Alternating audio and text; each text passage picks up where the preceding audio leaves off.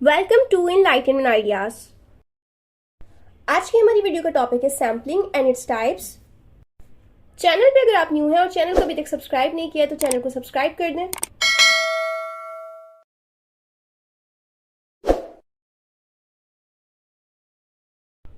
Let's start the video. सबसे पहले हम देख लेते हैं सैम्पलिंग का इंट्रोडक्शन कि सैम्पलिंग एक्चुअली होती क्या है। सैंपल किसी छोटी या बड़ी आबादी में से मुंतखब किए हुए अफराद के सेगमेंट को कहते हैं जो literacy, income, race, language, living of style, गर्ज के हर मुमकिन तौर पर और हर वेरिएबल के लिहाज से एक हद तक अपने टोटल की रिप्रेजेंटेशन करता हो। बेसिकली दो तरह की सैम्पलिंग होती है, एक प्रोबेबिलिटी सैम्पलिंग कहलाती है और दूसरी नॉन प्रोबेबिलिटी सैम्पलिंग। अब हम बात करते हैं प्रोबेबिलिटी सैम्पलिंग की कि प्रोबेबिलिटी सैम्पलिंग बेसिकली होती क्या है। प्रोबेबिलिटी सैम्पलिंग को इस तरह समझें कि अगर 100 अफराद में से एक फर्द बतौर सैंपल लिया जाता है तो हर फर्द का सैंपल में आने का इम्कान 100 में से एक होगा। प्रोबेबिलिटी सैम्पलिंग की सबसे अहम खुसूसियत ही यही है, इसमें फहरिस्त में शामिल फर्द के लिए सैंपल में आने का इम्कान मालूम भी होता है और सबके लिए खतई बराबर भी होता है। इस टेस्ट की सैम्पलिंग के मुताबिक सूबे सरहद का अगर 60 साल का कोई पठान है फॉर एग्जाम्पल और सिंध के गांव का 15 साल का नौजवान है, अगर वो हमारी फहरिस्त में शामिल होगा यानी सैम्पलिंग फ्रेम में अगर वो शामिल होगा तो वो हमारे सैंपल में मुंतखब हो सकता है और इसका बिल्कुल बराबर इम्कान भी रखता है। प्रोबेबिलिटी सैम्पलिंग की कुछ सब टाइप्स भी हैं। प्रोबेबिलिटी सैम्पलिंग में इसकी सब टाइप में फर्स्ट टाइप है सिंपल रैंडम सैम्पलिंग, जिसे उर्दू में इत्तेफाकी नमूनाबंदी कहा जाता है। सैम्पलिंग का ये सबसे जाना पहचाना तरीका है। इसके लिए पहले नामों की मुकम्मल फहरिस्त बनाई जाती है, फिर फहरिस्त में से नाम निकालने का एक तरीका तो ये होता है कि हर फर्द को एक नंबर दे दिया जाता है।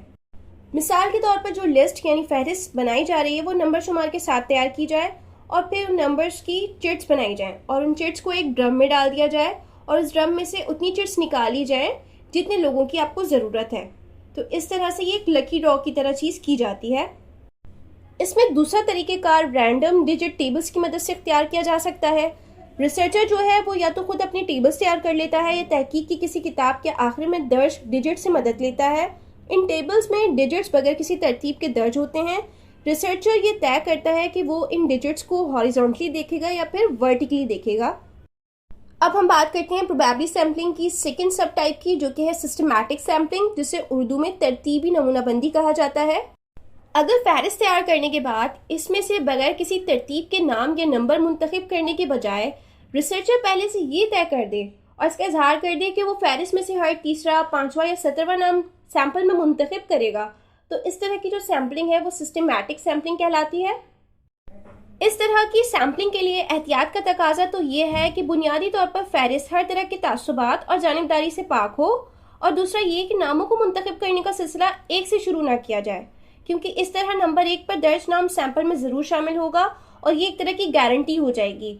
जबकि प्रोबेबिलिटी सैम्पलिंग के तरीकों की अव्वलीन शर्त ही ये है कि किसी के लिए कोई गारंटी ना हो, सबके लिए इम्कान बराबर हो सैम्पलिंग में शामिल होने का। अब हम बात करते हैं प्रोबेबिलिटी सैम्पलिंग की थर्ड सब टाइप की, जो कि है स्ट्रैटिफाइड सैम्पलिंग, और इसे उर्दू में तबकाती नमूनाबंदी कहा जाता है। इस तरह की सैम्पलिंग का तरीका ये है कि मुताल्लिका पॉपुलेशन के तमाम तबकात की अलग अलग फहरिस्त बनाई जाए और फिर हर एक तबके में से सिंपल रैंडम सैम्पलिंग कर ली जाए। मिसाल के तौर पर किसी यूनिवर्सिटी में इस तरह की सैम्पलिंग उसातिज़ा के ग्रेड के एतबार से हो सकती है। इस तरह की सैम्पलिंग में लेक्चरार्स की तबकाती फहरिस्त अलग, असिस्टेंट प्रोफेसर्स की अलग, एसोसिएट प्रोफेसर्स की अलग और प्रोफेसर्स की एक अलग फहरिस्त बनाकर इसमें से हस्बे ज़रूरत रैंडम चुनाव किया जा सकता है। अब हम बात करते हैं प्रोबेबिलिटी सैम्पलिंग की लास्ट सब टाइप की, जो कि है क्लस्टर सैम्पलिंग, और इसे उर्दू में ग्रोही नमूनाबंदी कहा जाता है। इस तरह की सैम्पलिंग में अफराद नहीं, अफराद के ग्रुप सैम्पलिंग के लिए बुनियादी इकाई होते हैं। मिसाल के तौर पर किसी इलाके से क्लस्टर सैम्पलिंग का तरीका ये हो सकता है कि पहले मकानों की हर कतार में से एक या दो मकानात को सैंपल के लिए मुंतखब किया जाए। यहाँ मकानों की एक कतार एक ग्रोह की तरह होगी। इसके बाद दूसरी सतह पर मुंतखब मकानात में रहने वालों में से रैंडम सैम्पलिंग की जाएगी। इसी तरह किसी हॉस्टल में पहले मरहले पर चंद ब्लॉक कमरे और तीसरे मरहले में रहने वालों में से किसी एक फर्द को बतौर सैंपल मुंतखब किया जाएगा। ये काम चूंकि मुख्तलिफ मरहलों में मुकम्मल होता है, लिहाजा इसे मल्टी स्टेज क्लस्टर सैम्पलिंग भी कहते हैं। अब हम बात करते हैं नॉन प्रोबेबिलिटी सैम्पलिंग की, जिसे उर्दू में नामालूम इम्कान की नमूनाबंदी कहा जाता है। छोटे पैमाने पर किए जाने वाले मुतालों, तज्जियाती बुनियादों पर किए जाने वाले मुतालों और कुछ अहम तर मौज़ूआत पर चलने वाले मुबाहिसों वगैरह के बारे में तहकीक करने के लिए अमूमन इस तरह की सैम्पलिंग की जाती है। इसमें मालूम नहीं होता कि दर हकीकत कितने अफराद में से कितने लोग मुंतखब किए जा रहे हैं, चुनाचे सैंपल में मुंतखब होने के इम्कानात की बराबरी का कुछ इल्म नहीं होता। नॉन प्रोबेबिलिटी सैम्पलिंग 4 तरह की होती है, जिसमें quota sampling, convenience sampling, purposive और जजमेंटल एंड स्नोबॉल सैम्पलिंग शामिल है। सबसे पहले बात करते हैं कोटा सैम्पलिंग की, जिसे उर्दू में तनासुबी नमूनाबंदी कहा जाता है।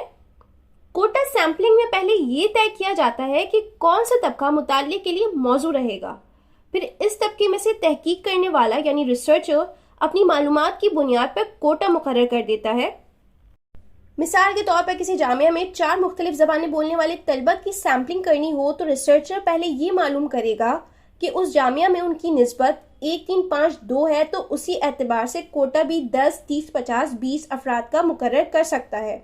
ये अगर मुताले के लिए तलबा और तलबात से सवालात करना मकसूद हो और से मालूम हो कि जामिया में तलबा और तलबात का फीसद तनासब 52:48 है, तो वो उसी एतबार से कोटा मुकर्रर करके तहकीक का सिलसिला शुरू कर सकता है। इस अंदाज से की जाने वाली सैम्पलिंग को, जिसमें तहकीककार खुद से कोटा मुकर्रर करता है और कोटे में शामिल होने वाले अफराद का इंतखाब अपनी सवाबदीद और वाज़ेह सबब के दलील के मुताबिक करता है, तो इस तरह की सैम्पलिंग जो है वो कोटा सैम्पलिंग कहलाती है। अब बात करते हैं कन्वीनियंस सैम्पलिंग की, जिसे उर्दू में सहूलती नमूनाबंदी कहा जाता है। इस तरह की सैम्पलिंग में दर हकीकत कोई तरतीब नहीं होती। रिसर्चर अपनी सहूलत के मुताबिक जो भी मिल जाए उससे सवालनामा फिल करवा लेता है या इंटरव्यू कर लेता है। गोया जो नुकसान सैम्पलिंग को सही तौर पर न करने से होता है, उसे वक्त बचाकर पूरा करने की कोशिश की जाती है। अब बात करते हैं पर्पजिव सैम्पलिंग की, जिसे जजमेंटल सैम्पलिंग भी कहा जाता है। इस तरह की सैम्पलिंग में रिसर्चर खुद जज करता है कि कौन से लोग उसके सैंपल के लिए सूटेबल होंगे और उन लोगों को वो अपने सैंपल में शामिल कर लेता है। अब बात करते हैं नॉन प्रोबेबिलिटी सैम्पलिंग की लास्ट सब टाइप की, जो कि है स्नोबॉल सैम्पलिंग, जिसे उर्दू में तदरीजी नमूनाबंदी कहा जाता है।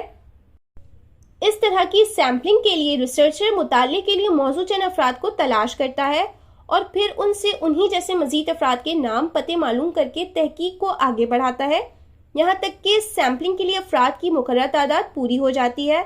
जिस तरह बर्फ़ की गेंद पहाड़ की चोटी से नीचे आते आते बतदरीज बड़ी होती जाती है, इसी तरह इस किस्म की सैम्पलिंग में सैंपल बतदरीज बड़ा होता जाता है। थैंक्स फॉर वॉचिंग वीडियो अगर आपको इन्फॉर्मेटिव लगी हो तो वीडियो को लाइक एंड शेयर करें, चैनल को सब्सक्राइब करें।